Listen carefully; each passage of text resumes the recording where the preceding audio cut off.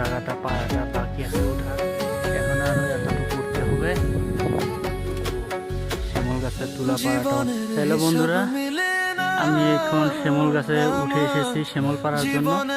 শিমুল তুলা পাড়ার জন্য অনেক নিচে থেকে উঠে এসে দেখুন একদম মগডালে উঠেছি কত বড়। এই যে এরকম ভাবে এখন সব ছিঁড়ে ছিঁড়ে ফেলে দেব।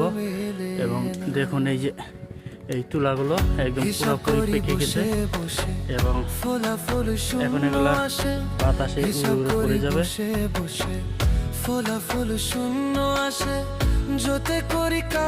হ্যালো বন্ধুরা, আমি চলে এসেছি শিমুল গাছে।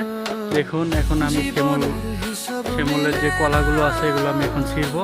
তো দেখুন কত সুন্দরভাবে তুলাগুলো এখন একলাই হাওয়ায় উড়ে উড়ে পড়ে যাবে। এই দেখুন এগুলো এখন ফেলে দিলে আরামসে নিচে থেকে তুলে করা যাবে।